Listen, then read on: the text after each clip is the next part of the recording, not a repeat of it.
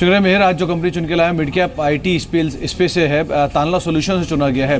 अगर आप कंपनी के नंबर्स को देखें, चाहे सीक्वेंशियल या फिर वाई, चाहे स्टैंड लोन या फिर कंसोलिडेटेड, हर ग्राउंड पे कंपनी के जो ऑपरेटिंग नंबर्स में एक सुधार देखने को मिला है। ऑपरेटिंग घाटे से मुनाफे में आई है। 4 करोड़ रुपए का मुनाफा कंपनी ने इस तिमाही के अंदर पोस्ट किया, जो कि 4 करोड़ घाटे के मुकाबले है। सीक्वेंशियल आधार पर कंसोलिडेटेड स्टैंड लोन बेसिस पे भी कंपनी का जो मुनाफा है करीब करीब दोगुने के आसपास बढ़ता हुआ दिखाई पड़ा है। तो ये एक अच्छी चीज़ है। कंपनी के दोनों ही आधार पर जो नंबर्स है उनमें एक सुधार आता हुआ दिखाई पड़ा। कंपनी पे डेट नहीं है, तो इंटरेस्ट कॉस्ट का कोई बर्डन भी नहीं है कंपनी के ऊपर। 62 रुपये के आसपास की बुक वैल्यू है, जिससे शेयर नीचे ही कामकाज कर रहा है, तो अपने हायर लेवल से भी काफ़ी इरोड हो चुका है। और दूसरा, जैसा कि नंबर्स कंपनी ने पोस्ट किए हैं, ऑपरेशनल फ्रंट भी कंपनी के नंबर्स अच्छे आए हैं, और बॉटम लाइन के लिहाज से भी देखें तो कंपनी के जो आंकड़े में सुधार ही आता हुआ दिखाई पड़ा है। वाई और सीक्वेंशियल दोनों आधार पर हायर लेवल से शेयर करीब 40% नीचे आ चुका है। रिसेंट जो आईटी करेक्शन आई थी उसमें इसने पार्टिसिपेट किया था, करीब 40% के आसपास की गिरावट दिख चुकी है। इस शेयर में कोई डेट नहीं है, और एक अहम चीज़ ये भी, क्लाइंटल काफ़ी स्ट्रॉन्ग है। कंपनी के 2 अहम सेगमेंट है, जिसमें जो कंपनी का मेजर सेगमेंट है, स्पेशली सर्विसेज प्रोवाइड कराने को लेकर, फिर कंप्यूटिंग को लेकर, उसकी तरफ से एक अच्छा कंट्रीब्यूशन आता हुआ दिखाई पड़ा है। और साथ साथ कंपनी के जो बाकी बिजनेस है, जिसके अंदर एनिमेशन या फिर ऑटोमेशन जिससे जुड़े हुए जो कारोबार है, वहाँ पर भी अपटिक्स आते हुए दिखाई पड़े। हालांकि EBITDA पॉजिटिव वहाँ पर अभी नहीं देखने को मिला है। इसके अलावा वैल्यूएशन वाइज भी देखें तो सेक्टर के बाकी पीयर से कंपैरिजन में तो एक अच्छे वैल्यूएशन दिखाई पड़ रहा है, बुक वैल्यू से नीचे। और अहम चीज़ की, लगातार कंपनी डिस्पाइट लॉसेज में भी आई, लेकिन डिविडेंड पे ऑफ जो है वो कंपनी का कंटिन्यू रहा है पिछले कई सालों से। तो एक अच्छा डिविडेंड पे ऑफ भी लगातार कंपनी मेंटेन करती चली आई है। कई रिपोर्ट्स को रिफर किया, राधा एक ICICI डायरेक्ट की रिपोर्ट भी थी, उनके टारगेट्स अचीव हो चुके हैं। सादिफ की एक रिपोर्ट को रेफर किया गया, उनका मानना है कि यहाँ से करीब 50 रुपये तक की चाल भी शेयर में देखने को मिल सकती है। बिल्कुल। चलिए, तो तानला सॉल्यूशंस एक काउंटर है जिस पर आप नज़र रख सकते हैं। करीब 5% ऊपर यह काउंटर इस समय 3440 के आसपास। आज होटल स्टॉक्स में इंटरेस्टिंग मूव देखने को मिल रहा है। हमने देखा ओपनिंग में वाइसरॉय होटल्स पर थोड़ा बहुत मूव था। अब देखिए ताज GVK को, इस काउंटर पर भी इंटरेस्टिंग मूव है। करीब 4.5-5% का मूव ताज GVK पर देखने को मिल रहा है। नताशा, आपका view? In fact now 11%, I stand corrected. Taj GVK पर अब 11% का मूव है। लास्ट में 905% का मूव था, अब 11% ऊपर ताज GVK इस समय ट्रेड करते हुए। नताशा, आपकी टॉपिक इस स्पेस में कौन सी है? हम लोग पूरे ओवरऑल होटल सेक्टर पे उतना पॉजिटिव नहीं है, क्योंकि ये काफ़ी सीजनल बिजनेस है। पर्टिकुलरली जो लिस्टेड प्लेयर्स हैं वो हायर एंड और प्रीमियम होटल्स के स्पेस में है। ठीक है, रियल एस्टेट एक बहुत अच्छी स्टोरी है जो कि फ्रॉम टाइम टू टाइम उसमें आती रहती है, बट स्ट्रक्चरली अगर आप देखिए और ऑपरेशनली देखिए तो बिज़नेस उतना कोई ख़ास नहीं है इन होटल्स का। जो बिज़नेस है वो इकोनॉमी सेगमेंट में ज़्यादा है। इनफैक्ट जो जैसे जिंजर होटल्स है, बाइक हॉस्पिटैलिटी है, उनमें ज़्यादा बिजनेस देखने को मिल रहा है, because that is the segment which is benefiting from the entire focus on tourism. So structurally we are neutral on the entire sector. Hotel शेयरों के अलावा शुगर स्टॉक्स भी आज चल रहे हैं। लगातार चौथा सेशन है जब हमने कंसिस्टेंट बाइंग स्पेस में भी आते हुए देखी है, और अपर गैंगे शुगर, अवध शुगर, इन स्टॉक्स में भी खरीदारी दिख रही है। DCM श्रीराम करीब 3% ऊपर है। साथ ही आज के सत्र में आप देखिए कुछ और स्टॉक्स भी हैं जहां पर खरीदारी दिखी। आप देखिए मोल्टेक पैकेजिंग, कल भी स्टॉक चला था, आज भी 5% ऊपर है। पेपर स्टॉक्स कल बढ़े थे, खास तौर से star paper, west coast paper, Ruchira papers, इन सभी ने अपने 52 वीक हाइस को टच किया था, और ट्रेंड आज भी पॉजिटिव है। 5.5% का मूव स्टार पेपर में है, और इन सभी शेयरों में भी हल्की बढ़त आज देखी जा रही है। प्रदीप, कोई नया ट्रेड जो आप रेकमेंड करना चाहेंगे इंट्राडे के लिहाज से? जी, 2 स्टॉक हैं। एक तो वंडरला हॉलीडेज है, जिसमें कल के सेशन में एक अच्छे वॉल्यूम के साथ अपमूव देखी गई थी, तो यहाँ पे 404 के स्टॉप लॉस और 440 के टारगेट से लॉन्ग पोजीशन रेकमेंड करना चाहेंगे 3 से 4 दिन के पर्सपेक्टिव से। इसके अलावा DCM श्रीराम कंसोलिडेटेड एक कंपनी है जहाँ पे एक आज के सेशन में अच्छे वॉल्यूम के साथ कारोबार देखा जा रहा है। एक ही ओपनिंग सेशन में करीबन 25-30 मिनट में इसने अच्छे वॉल्यूम कर लिए, तो यहाँ पे मेरे हिसाब से 216 के स्टॉप लॉस से और 245 के टारगेट से लॉन्ग पोजीशन इनिशिएट करना चाहिए। चलिए, अब हमारे साथ मनीष सुंथलिया जुड़े हैं, उनसे बात करते हैं। Manish, morning to you. शुक्रिया इस बातचीत में शामिल होने के लिए। Now you know, typically I think जो प्रॉब्लम इस समय आप फेस कर रहे हैं वही हम भी फेस कर रहे हैं। मार्केट में बहुत ज़्यादा एक्शन है नहीं, you know, so we specially on television sometimes wonder कि आज मार्केट में बात किस पे करें, जैसे आज का मार्केट है। But largely if you have to take a call on directional move on markets, यहाँ से नेक्स्ट मूव आप किस तरफ का देख रहे हैं मनीष? देखिए शॉर्ट टर्म में थोड़ा रुपए पर प्रेशर है, इसके कारण मार्केट में थोड़ी करेक्शन जरूर हो सकती है, but 31 March which is basically close of financial year 2016-17, मेरा ये मानना है कि मार्केट प्रीवियस हाइज को क्रॉस करेगा और वो व्यू इंटैक्ट है। तो ये जो प्रीवियस हाई को क्रॉस करने का आप कह रहे हैं Manish, now the thing is you know one could be a genuine new high जो कि सब्सटेंशियली हायर लेवल्स पे हो देन जो पहला प्रीवियस हाई था वो। दूसरा होता है कि it does a sort of formality because touching distance है और थोड़े बहुत ट्रिगर अगर ठीक ठाक हो जाए तो उसमें हो सकता है। लाइकली सिनेरियो किस चीज़ का आपको लग रहा है? जब हम प्रीवियस हाइज की बात कर रहे हैं तो लार्ज कैप्स की बात कर रहे हैं, और लार्ज कैप्स ब्रॉडली बहुत ज़्यादा मूवमेंट है नहीं, और अर्निंग्स ग्रोथ के बेसिस पर ही प्रीवियस हाइज को निकाला जा सकता है, बिकॉज लार्ज कैप्स तो तभी चलेंगे जब अर्निंग्स ग्रोथ दिखेगा, और सेकेंड हाफ में अर्निंग्स ग्रोथ पिकअप करने की पूरी गुंजाइश है। ऑफ कोर्स अगर आप ये माने कि यू नो लार्ज कैप्स में आज की डेट में ज़्यादा वैल्यू है मिड कैप्स और स्मॉल कैप्स के निस्बत, बट यहाँ पर एक्शन कम है, you know, so I think there is where the opportunity lies, और ये अर्निंग्स ग्रोथ के बेसिस पर ही होगा। तो मॉनसून्स, यू नो, पे कमीशन, अरियर्स जो भी पेमेंट हो रहे हैं, इनके बेसिस पर कंजम्पशन डिमांड, सेविंग्स डिमांड जब सेकेंड हाफ में बढ़ेगा तो उसके बेसिस पर ये प्रीवियस हाइज निकाला जाएगा, और फिर ये ट्रेजेक्ट्री FY18 में भी कंटिन्यू होगा। तो ये इनिशियल जो हिकअप है 8,800 के बियॉन्ड, ये लार्ज कैप्स ही लीड करेंगे। जी मनीष, जिस तरह से आपने मेंशन किया कि सेकंड क्वार्टर ऑनवर्ड्स अर्निंग्स में सुधार दिखेगा, अब इस बार के अर्निंग्स को हम एनालाइज करें, कुछ बड़े सेक्टर्स की बात करें तो सीमेंट में अच्छे नंबर्स आते हुए दिखे हैं, ऑटो स्पेस में भी हमने वॉल्यूम ग्रोथ तमाम कंपनीज के नंबर्स में रिफ्लेक्ट होती हुई देखी है। अब सवाल ये है कि कौन से वो सेक्टर्स होंगे जो कि अर्निंग ग्रोथ को लीड कर सकते हैं आने वाले क्वार्टर्स में? आपके रडार पर कौन से सेक्टर्स हैं? पूरा कंजम्पशन सेक्टर में अर्निंग्स ग्रोथ की पिकअप की गुंजाइश है, बोथ स्टेपल्स और consumer discretionary. Banking sector, PSU banks में प्रॉब्लम है, NBFCs, प्राइवेट सेक्टर बैंक्स, यहाँ पर अर्निंग्स ग्रोथ में एक्सेलरेशन होगा। सीमेंट में वॉल्यूम ग्रोथ पिकअप होने की पूरी गुंजाइश है मानसून्स के बाद। फार्मास्यूटिकल्स मोर और लेस बॉटम्ड आउट है, अब अप्रूवल्स US FDA की तरफ से थोड़े एक्सेलरेट हो रहे हैं और वैल्यूएशंस करेक्ट हुए। फार्मा स्पेस में एक पूरी गुंजाइश है ऊपर के तरफ मूवमेंट होने की। तो ये चार सेक्टर मेरे हिसाब से अर्निंग्स ग्रोथ को लीड करेंगे सेकेंड हाफ में। मनीष, RBI के जो नए गवर्नर हैं उस पर मार्केट का रिएक्शन जिस तरह का था, यू नो, एक एक्सपेक्टेशन थी that market will react and it was not a bad news, जैसा कुछ लोगों को डर भी था। तो ये फिजल आउट हो गया RBI का भी ट्रिगर मार्केट के लिए? रेट कट तो होना नहीं चाहिए मेरे हिसाब से। इन्फ्लेशन अब 6% की ट्रेजेक्ट्री जो कि RBI की ऊपरी सीमा के भी ऊपर है, तो रेट कट मुश्किल से 25 बेसिस पॉइंट और हो सकता है। But what is going to happen is transmission of rates, और ट्रांसमिशन ऑफ रेट्स में पूरे 100 बेसिस पॉइंट की गुंजाइश है between now and the next 12 months. और ये अगर होता है तो वो ट्रिकल डाउन इम्पैक्ट इकोनॉमी में फील होगा। और बिकॉज डॉक्टर उर्जित पटेल एक इन्फ्लेशन पर बहुत ज़्यादा मॉनिटरिंग करते हैं, तो इन्फ्लेशन पर ही फोकस रहेगा। और ये ट्रेजरी गेंस जो PSU बैंक्स में की जो एक्सपेक्टेशन थी कि सेकेंड क्वार्टर में because rates are going to come down and treasury gains will offset the NPS, वो नहीं होगा। तो PSU बैंक्स में बहुत ज़्यादा गुंजाइश ऊपर की तरफ मुझे नहीं दिखाई देती। जी मनीष, अभी आपने फार्मा का जिक्र किया था, तो एक आउटलुक मैं आपसे इस पर लेना चाहूंगी कि अभी करना क्या चाहिए फार्मा सेक्टर को लेकर, क्योंकि अगर इस बार के अर्निंग्स आप देखेंगे सबड्यूड नंबर्स ज़्यादातर कंपनियों ने पोस्ट किए, स्टॉक्स पर हमने नेगेटिव रिएक्शंस को भी देखा, सप्लाई का एक्सेप्शन जरूर रहा था, और जो क्लैशेस रहे हैं इन कंपनियों के US FDA के साथ, उसकी वजह से जो इन्वेस्टर्स हैं वो इस पूरे ही सेक्टर से दूर रहे हैं।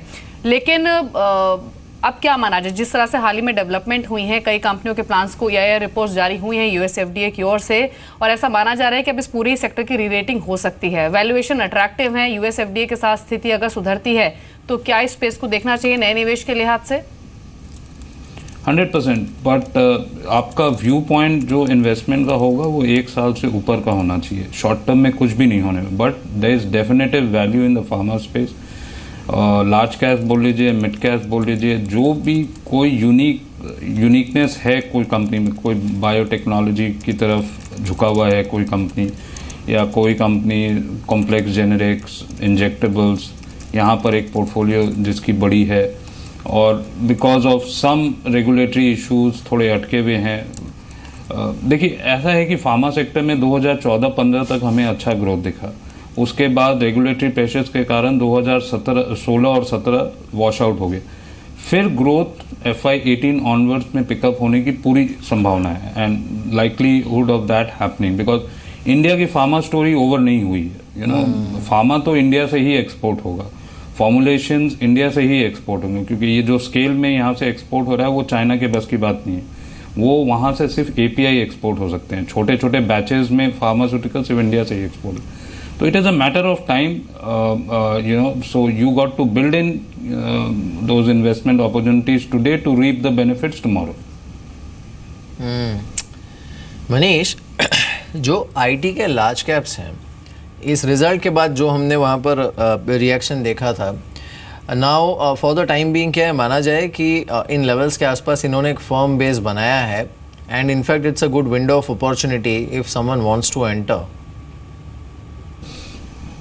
बोलना थोड़ा मुश्किल है क्योंकि डाउनवर्ड प्रेशर, स्ट्रक्चरल प्रॉब्लम्स हैं IT स्पेस में। वॉल्यूम ग्रोथ डॉलर टर्म्स में आसानी से नहीं आएंगे, और single digit volume growth dollar terms terms में आते हैं और रुपी डेप्रिसिएशन के कारण 13-14% भी टॉप लाइन ग्रोथ आता है रुपी टर्म्स में, तो मेरे हिसाब से 16-17 से ज़्यादा का P ये पूरे सेक्टर को नहीं मिल पाएगा। But definitely large cap IT companies would be much better off than mid cap IT companies. तो बहुत ज़्यादा कोई इमीडिएट ट्रिगर है नहीं, थोड़ा अंडरवेट स्टांस में ही जीत है ये सेक्टर में। जी मनीष, एक मेटल स्पेस पर भी आपका नियर टर्म व्यू में जानना चाहूँगी। इस पूरे ही स्पेस में बाइंग हमने देखी है। हिंडाल्को एक ऐसा स्टॉक रहा है जिसने एक स्ट्रॉन्ग परफॉर्मेंस दिखाई भी है, लेकिन अनफॉर्चुनेटली एक फैक्ट ये भी है कि पूरा ही ये sector, metal mining sector, direct correlated है इंटरनेशनल मार्केट में जो प्राइसेस हैं वो कैसे मूव करते हैं। फिर चाहे वो लंदन मेटल एक्सचेंज पर जो प्राइस मूवमेंट दिखता है उसका भी असर इन शेयरों पर दिखता है, या फिर न्यूयॉर्क मर्केंटाइल एक्सचेंज पर जो एक्शन दिखता है उसका पूरा प्रभाव इन शेयरों पर आता है। तो क्या ये जो रनअप दिखाना था इन स्टॉक्स को दिखा चुके हैं, अब ओवरड्यू हो चुके हैं, या फिर अभी भी स्टीम आपको दिख रही है? मुझे बहुत ज़्यादा कोई गुंजाइश मेटल स्टॉक्स में ऊपर की तरफ नहीं दिखाई देती। डेफिनेटली नीचे के लोज से एक लो बेस पर अप्रिसिएशन ज़रूर हुआ है, पर जो चाइना की स्ट्रक्चरल स्टोरी है वो 2020 के पहले रिवाइव नहीं होगी। तो ये जो मेटल स्टॉक्स में मूवमेंट आते हैं ऊपर की तरफ, ये सब टैक्टिकल मूव्स हैं। बैलेंस शीट्स एक्सट्रीमली स्ट्रेच्ड हैं और P मल्टीपल्स बैलेंस शीट में कैश फ्लो के बेसिस पर ऊपर नीचे फ्लक्चुएट जरूर करेंगे, पर स्ट्रक्चरल स्टोरी मेटल्स में नहीं है, ये सब ट्रेडिंग आइडियाज है।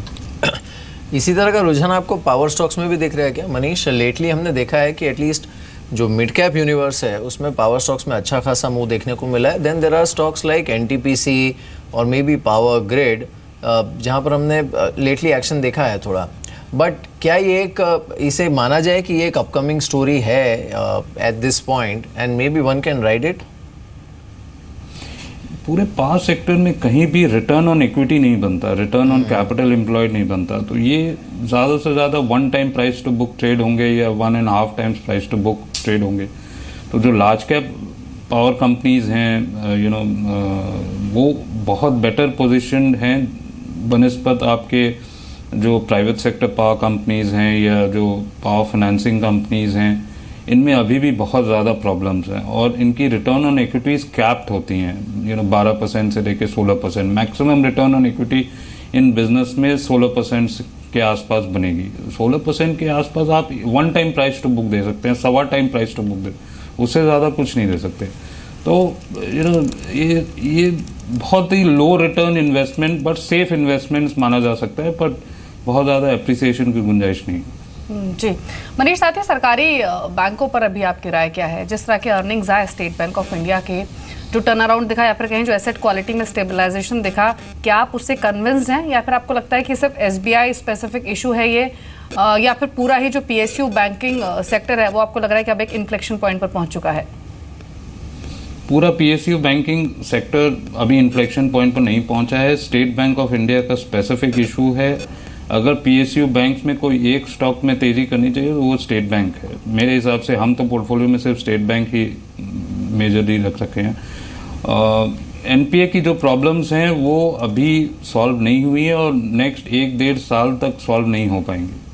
क्वार्टर ऑन क्वार्टर कुछ न कुछ जब तक इकोनॉमिक रिवाइवल पूरी तरह नहीं हो जाता और कैपिटल स्ट्रक्चर जो कंपनीज हैं ओवर लेवरेज सेक्टर्स है वो करेक्ट नहीं हो पाते, जिसमें कि इक्विटी इन्फ्यूजन बहुत बड़ा कंपोनेंट है, तब बैंकों की NPA प्रॉब्लम सॉल्व नहीं होंगी। और आप प्रोटेक्शन जैसे मेटल सेक्टर्स में काफ़ी प्रोटेक्शन है, पावर सेक्टर्स में काफ़ी प्रोटेक्शन दिए जाने, एंटी डंपिंग ड्यूटी, अब बहुत ज़्यादा एंटी डंपिंग ड्यूटी वगैरह दे के ये स्ट्रेस सेक्टर्स को, क्योंकि हमारी भी जवाबदारी WTO में है। तो माई सेंसेस अभी 1-1.5 साल तक NPA का प्रॉब्लम सॉल्व नहीं होगा। 2018-19 में फुल फ्लेजेड रिवाइवल होगी। PSU बैंक्स में बहुत कैपिटल की रिक्वायरमेंट है कुशन करने के लिए NPAs, और इसीलिए ये सब हाफ प्राइस टू बुक और 1 टाइम प्राइस टू बुक। कोई एक अगर PSU बैंक है जो कैपिटल मार्केट्स अप्रोच कर सकता है वो स्टेट बैंक ही है। तो स्टेट बैंक ऑफ इंडिया में ही पॉजिटिव स्टांस है हमारा, और कोई भी PSU बैंक में हम अपना पॉजिटिव स्टांस नहीं है। जी मनीष, इसी तरह से और एक हैवी वेट स्टॉक जिससे लोग काफ़ी फ्रस्ट्रेटेड हैं वो है रिलायंस। जो लेटेस्ट राउंड ऑफ वॉर चल रहा है between them and other GSM operators वो अपनी जगह है, पर इस स्टॉक पर इतनी बातचीत हुई है रिलायंस जियो के रोल आउट को लेकर, उससे पहले कुछ और स्टोरीज जो थी। Now if you look at there core business जो ऑयल एंड गैस का बिजनेस है या फिर पेट्रोकेमिकल्स का, एटलीस्ट उसमें जो सबसे हैवी कैपेक्स था that is behind them. Now do you really see Reliance contributing in a big way जब मार्केट का नया हाई बने या फिर यहाँ से ऊपर जब भी मार्केट जाए तब, या फिर ये इसी तरह से एक रेंज में आने वाले कुछ और वक्त तक ट्रेड कर सकता है? देखिए एक बाइनरी इवेंट होगा, या तो 0 या फिर 1। बेसिकली सब कुछ डिपेंड करता है टेलीकॉम वेंचर कंपनी का सक्सेसफुल होता है कि नहीं, और जो कटथ्रोट कंपटीशन है टेलीकॉम वेंचर में आने वाला समय ही बताएगा ये सक्सेस होगा कि नहीं, क्योंकि बहुत ह्यूज कैपिटल इन्वेस्टमेंट है, हो चुकी है ऑलरेडी और रोल आउट अब होने वाला है। सो पूरी कंपनी का दामोदार बेसिकली टेलीकॉम वेंचर पर है। उनकी जो कोर केपेक्स कोर बिजनेसेस में हुई हैं उनका बेनिफिट भी बहुत कुछ डाइल्यूट हो चुका है, क्योंकि गैस प्राइसेस काफ़ी कम हो गए हैं, तो जो ऑक्सिलरी कंजम्पशन रिफाइनरीज में होते हैं वो बेनिफिट उतना नहीं है। जबकि जब $100 क्रूड का था तो ऑक्सिलरी कंजम्पशन को बचाने के लिए वो पेटको गैसिफायर और दूसरे जो केपेक्स किए हैं उनका बेनिफिट जितना फील होता वो अब नहीं होगा। तो टेलीकॉम वेंचर अगर सक्सेस होता है तो बहुत ह्यूज कंट्रीब्यूटर रहेगा मार्केट्स के अपमूव में। अगर नहीं तो बेसिकली जो उनकी ROEs है उसके बेसिस पर ही प्राइस टू बुक के हिसाब से ट्रेड होना चाहिए। जी मनीष, आखिरी क्वेश्चन होगा आपसे। मिड कैप्स में एक ड्रीम रन हमने देखा है और बहुत सारे ऐसे सेक्टर्स हैं मिड कैप में ही जहाँ से वूपिंग रिटर्न्स आए हैं, फिर चाहे वो केमिकल स्पेस हो, NBFCs हो, कंज्यूमर ड्यूरेबल्स हो या फिर सीमेंट ही क्यों ना हो। आपके रडार पर टॉप 3 कंपनीज कौन सी होंगी मिड कैप स्पेस से जहाँ पर निवेश की एक बड़ी अपॉर्चुनिटी आपको दिख रही है? देखिए कंपनी स्पेसिफिक तो मैं बात नहीं कर सकता, रेगुलेटरी इश्यूज हैं, बट कंज्यूमर पूरे स्पेस में, NBFC स्पेस में, चूँकि ये जो पे कमीशन और जो 1 रैंक 1 पेंशन की जो मल्टीप्लायर इफेक्ट्स क्रिएट होंगी, इसमें काफ़ी अपॉर्चुनिटीज़ हैं। और नीश स्पेसेस को अगर आप 1-2 साल के पॉइंट ऑफ व्यू से दें तो अभी भी रिटर्न्स काफ़ी बनेंगे, बट स्टॉक स्पेसिफिक होगा। As a whole mid cap space over valued है। बिल्कुल। चलिए मनीष, शुक्रिया हमारे साथ इस बातचीत में शामिल होने के लिए। Thanks for joining us. हमारे साथ नताशा शंकर और प्रदीप फूटचंदानी बने हुए हैं। Thanks for staying by. Pradeep, कुछ और ट्रेड्स आपने निकाले हैं क्या? जी, मेरे हिसाब से एच एस आई एल यानी कि हिंद सैनिटरी भी एक स्टॉक है जहाँ पे कल के सेशन में अच्छा वॉल्यूम और एक फ्रेश रिकॉर्ड हाई देखने को मिला था। यहाँ पे भी मेरे हिसाब से एक पॉजिटिव बायस कंटिन्यू कर रहा है। 344 के स्टॉप लॉस और करीबन 385 के टारगेट जो कि 3-4 दिन के पर्सपेक्टिव से होगा, यहाँ पे भी एक पॉजिटिव व्यू रहेगा। जी, इस बीच हिंदुस्तान पेट्रोलियम यानी एचपीसीएल के शेयर को देख लेते हैं। नतीजे हालांकि हर पैरामीटर्स पर अच्छे रहे थे, लेकिन स्टॉक दिन के निचले स्तरों पर ट्रेड करे। सीएलएसए की जो रिपोर्ट आई उसमें उन्होंने कहा कि अर्निंग्स तो अच्छे रहे हैं, लेकिन इतना चल चुका है स्टॉक कि अब पोस्ट अर्निंग प्रॉफिट बुकिंग हावी हो सकती है। वो प्रॉफिट बुकिंग दिख भी रही है, लेकिन नंबर्स पर ही कंपनी के मैनेजमेंट से बातचीत हुई। हालांकि तिमाही में जो मुनाफा है वो 30% बढ़ा है और कंपनी के अग्रेसिव एक्सपेंशन प्लान्स भी हैं। अगले 3 सालों में 50,000 करोड़ रुपए के निवेश की योजना कंपनी बना रही है। कंपनी के एक्सपेंशन प्लान्स पर सीएमडी एमके सुराना से एक्सक्लूसिव बातचीत की प्रकाश प्रियदर्शी ने। आने वाले टाइम में सेल्स में किस तरह का ग्रोथ आप देख रहे हैं?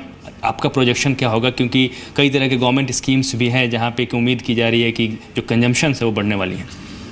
As far as government scheme is concern, जो एलपीजी के केस में जो प्रधानमंत्री उज्ज्वला योजना है उसके अंतर्गत नेक्स्ट 3 साल में 5 crore cylinder below poverty line की महिलाओं को देना है। उसमें एचपीसीएल को करीब 1.5 करोड़ सिलेंडर की कैपेसिटी हमको है। तो उससे डेफिनेटली हमारा जो मार्केट जो वॉल्यूम है एलपीजी में वो बढ़ेगा, क्योंकि एक बार जो इकोसिस्टम डेवलप हो जाएगी जिसमें काफ़ी लोग जो अभी एलपीजी यूज़ नहीं करते हैं, जैसे जो हमारे ग्रामीण इलाके में जो हमारे गरीब लोग हैं, जो हमारे पिछड़े इलाके में लोग हैं, वो जब एलपीजी एक बार यूज़ करना शुरू कर सकते हैं तो उस इकोसिस्टम में फिर एक को देखकर दूसरे लोग भी एलपीजी यूज़ करना शुरू करेंगे। आपको लगता है कि आने वाले टाइम में इम्प्रूवमेंट की ज़रूरत है, क्योंकि जिस तरीके से डिमांड बढ़ रही है तो उसी हिसाब से जो ऑनगोइंग प्रोजेक्ट्स है उसका कमीशनिंग डेट क्या होगा और कितना इन्वेस्टमेंट का टारगेट आपने रखा है? नहीं, एचपीसीएल के 2 बड़े प्रोजेक्ट तो अभी ऑलरेडी हैं। वो है वाइजैक रिफाइनरी एक्सपेंशन जो 8.33 मिलियन से 15 million metric ton capacity expansion करना है। उसमें बॉटम अपग्रेडेशन फैसिलिटी भी है और BS6 कंप्लाइंट फ्यूल्स की प्रोड्यूस करने की कैपेसिटी है। वो 20,928 करोड़ का प्रोजेक्ट है और 48 महीने उसे मैकेनिकल कंप्लीशन में लगेंगे। वो प्रोजेक्ट ऑलरेडी शुरू हो चुका है। दूसरा हमारा मुंबई रिफाइनरी की, जिसकी नेम प्लेट कैपेसिटी हमने थोड़े दिन पहले 6.5 से 7.5 मिलियन टन की थी, अभी उसको 9.5 million metric ton per annum capacity बढ़ा रहे हैं और वो भी BS6 कंप्लाइंट फ्यूल्स बनेंगे और उसमें भी बाद में बॉटम अपग्रेडेशन फैसिलिटी आएगी। तो ये फ़ेज़ 1 जो है मुंबई रिफाइनरी का, उसके अराउंड उसमें करीब 4,000 करोड़ का एक्सपेंडिचर है। उसके अलावा हमारे एलपीजी बॉटलिंग प्लांट्स, करीब 6 नए एलपीजी बॉटलिंग प्लांट्स लगाने की इस बार व्यवस्था है।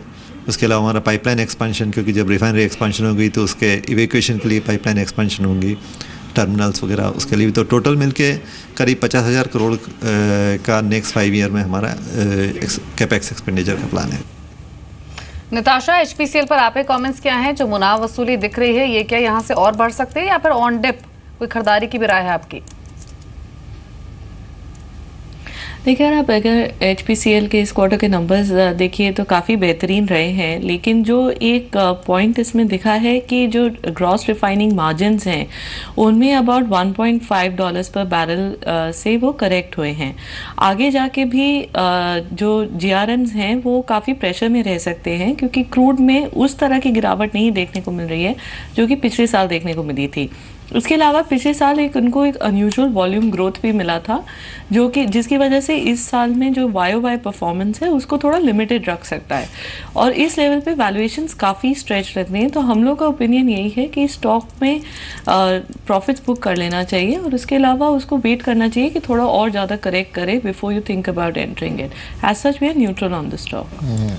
इस बीच फ्यूचर ग्रुप की तरफ से क्लैरिफिकेशन आया है। उन्होंने कहा है कि आदित्य बिरला ग्रुप के साथ पॉसिबल मर्जर या टेक ओवर जो इनका मोर सुपरमार्केट चेन है उसे लेकर फ्यूचर ग्रुप की चल रही है। इस खबर का उन्होंने खंडन किया है और कहा है कि ये बस बाज़ार में एक अफवाह है और ऑफिशियली कंपनी ने डिनाई किया है कि इस तरह की कोई भी बातचीत आदित्य बिरला रिटेल के साथ फ़िलहाल इनकी नहीं चल रही है। प्रदीप, फ्यूचर ग्रुप के स्टॉक्स में आपकी टॉप पिक कौन सी है? तो यहाँ पे फ्यूचर लाइफस्टाइल FLFL जो स्टॉक है वो एक रिलेटिव आउट परफॉर्मर रहा है और स्ट्रॉन्ग चार्ट्स इसके ओवरऑल रहे हैं। थोड़ा सा कंसोलिडेशन फेज़ में ज़रूर है, पर अगर ये वापस से अगर 133 के ऊपर ट्रेड करता है तो एक फ्रेश ब्रेकआउट माना जाएगा और उस केस में 150 से 155 तक के टारगेट आ सकता है। तो फिलहाल एक कंसोलिडेशन फेज़ में, पर 133 के ऊपर FL एक टॉप पिक रहेगा। जी चलिए, इसके अलावा इंडेक्स के मूवर्स को देखें तो कैपिटल गुड स्टॉक्स में आज भी प्रॉफिट बुकिंग है। BHEL की हमने बातचीत की भी थी, मैक्वारी ने 79 के टारगेट्स की बात की, स्टॉक 2% नीचे। L&T हाल ही में चला है लेकिन बीते कुछ सेशंस में वापस प्रॉफिट बुकिंग दिखी है स्टॉक में, अभी भी 0.25% नीचे ट्रेड कर रहा है। लेकिन L&T की बात हुई है तो एक खास कॉन्वर्सेशन के बारे में आपको बता देते हैं। L&T के जयंत पाटिल ने कहा है कि FDI खोलने से डिफेंस सेक्टर को अभी ज़्यादा फायदा नहीं हुआ है, बिजनेस में पारदर्शिता आने से FDI में बढ़ोतरी होगी और नए आर्म्स पॉलिसी का SME और बड़ी डिफेंस कंपनियों को फायदा होगा। एक एक्सक्लूसिव बातचीत हुई उनके साथ, सुन लेते हैं। सर, सबसे पहला सवाल मैं आपसे यही समझना चाहूँगा, सरकार ने जो डिफेंस में FDI के जो रास्ते खोले हैं तो उससे आप जैसी कंपनियों को कितना फ़ायदा हुआ है और क्या आपने और अभी जो छोटी कंपनियां उनके साथ भी करार किए जिससे उनका भी फ़ायदा हो और आपका भी फ़ायदा? FDI से अभी तक तो कोई ज़्यादा फ़ायदा किसी को हुआ नहीं है और उसका एक रीज़न है कि जो ऑर्डर्स आनी चाहिए FDI होने के लिए वो ऑर्डर्स विजिबल नहीं है। FDI तभी आएगी जब क्लियर बिजनेस विजिबल हो। गोइंग फॉरवर्ड ऑर्डर बुक किस तरह की है, और आपने कहा और दूसरी कंपनियों के साथ भी करार कर रहे हैं कि योजनाएं हैं, तो वो किसके उसके बारे में आप कुछ बता पाए। और सर, आपका मानना है कि जिस तरह से सरकार कहती है कि छोटे आर्म्स हैं, एम्यूनिशन है, उसको बढ़ावा दे, तो क्या उस पर भी आप फोकस बढ़ाना है? हमें ये नहीं मतलब कि लगता है कि स्मॉल आर्म्स में इन्वेस्टमेंट करें, क्योंकि अगर कोई छोटी इंडस्ट्री इन्वेस्ट कर सकती है तो छोटी इंडस्ट्री के लिए सेक्टर छोड़ देना चाहिए। बड़ी कंपनी जो प्लेटफॉर्म बना सकती है, शिप्स है, सबमरीन्स है, गन्स है, बड़ी गन्स हम लोग ज़रूर बनाएंगे, लेकिन छोटे आर्म्स जो है वो SME बना पाएगी। सो वो हम लोग समझते हैं कि इसके वजह से या नए पॉलिसी के वजह से लॉट्स ऑफ SMEs को बढ़ावा मिलेगा। सर, आखिरी सवाल, सर आप देश की सबसे बड़ी प्राइवेट डिफेंस कंपनी है, तो आपसे ये समझना चाहूँगा गोइंग फॉरवर्ड और किस तरह की आपकी विस्तार योजना है, किस तरह के प्लान्स हैं, अगर आप बताएं। तो हमारा 8 फैक्ट्री जो है आज प्रोड्यूस कर रही है, हम ऐसे हिसाब से लगाई है कि हर एक में हमारे पास ग्रोथ पोटेंशियल है। तो ये 8 जगह पे हम लोग अभी जो है नई ऑर्डर जैसे आएगी, जैसे मैं कहता हूँ कि इसी साल में हम लोग समझते हैं कि करीबन 2 से 3 बिलियन डॉलर्स का ऑर्डर हमारे पास आ जाएगा ईयर एंड के पहले। अगर ये होता है तो हमारी फैक्ट्रीज जो आज तैयार है वो प्रोड्यूस करेगी। चलिए, इसके अलावा अगर मार्केट्स को देखें तो इंडेक्स अभी भी फ्लैट है। छोटी छोटी पॉकेट्स है जो परफॉर्म कर रहे हैं, जिनमें ऑटो एंसिलरी है, कंस्ट्रक्शन स्पेस है, इंफ्रा स्पेस में हमने बाइंग देखी है। लॉजिस्टिक स्टॉक्स का भी आज रुझान पॉजिटिव रहा है। फ्यूचर ग्रुप, सुबह से हम बातचीत कर भी रहे थे, इन स्टॉक्स में आज अच्छी शुरुआत भी हुई। हालांकि अब क्लैरिटी आई है मैनेजमेंट की ओर से, जिसमें उन्होंने कहा है कि जो खबरें हैं कि आदित्य बिरला ग्रुप से उनकी बातचीत चल रही है मोर सुपरमार्केट के एक्विजिशन को लेकर, उनको उन्होंने सिरे से निकाला है। कहा है ये रिपोर्ट्स जो हैं ये प्योरली स्पेकुलेटेड रिपोर्ट्स हैं और ऑफिशियली उन्होंने इस तरह के किसी भी डेवलपमेंट को डिनाई किया है। आप देखिए, फ्यूचर कंज्यूमर करीब 0.5% नीचे आ चुका है। निताशा, शुक्रिया आपका शामिल होने के लिए शो में और सभी स्टॉक्स पर अपने कमेंट्स शेयर करने के लिए। प्रदीप हमारे साथ बने रहेंगे। मार्केट सुस्त हैं और मिड कैप स्मॉल कैप में कई सारे शेयर्स जो कि चल रहे हैं, लेकिन कमोडिटीज़ की ओर रुख करेंगे। चलते हैं मृत्युंजय के पास, जान लेते हैं कि शुरुआत आज कमोडिटीज़ की कैसी हो सकती है। Over to Mrityunjay. शुक्रिया दीपाली। और कमोडिटी मार्केट की बात करें तो बिल्कुल उतार चढ़ाव का रुख है अंतर्राष्ट्रीय बाजार में गोल्ड और सिल्वर में। और 1340 ये एक लेवल है गोल्ड का जहाँ पर मार्केट यहाँ पर ट्रेड करता हुआ दिख रहा है। और चांदी का भाव $19 प्रति औंस के नीचे है। कल भाव करीब 2 हफ्ते के निचले स्तर तक लुढ़का था, लेकिन उसके बाद मार्केट दायरे में फंसता हुआ दिख रहा है। क्रूड की बात करें तो क्रूड का मार्केट लगातार दबाव में है, क्योंकि बाजार को ये अनुमान अब हो चुका है कि जो अगले महीने मीटिंग होने वाली है ओपेक और नॉन ओपेक की, उस बैठक में उत्पादन कटौती के मुद्दे पर कोई फैसला नहीं हो पाएगा। और यही वजह है कि क्रूड का मार्केट लगातार दबाव में यहाँ पर ट्रेड करता हुआ दिख रहा है।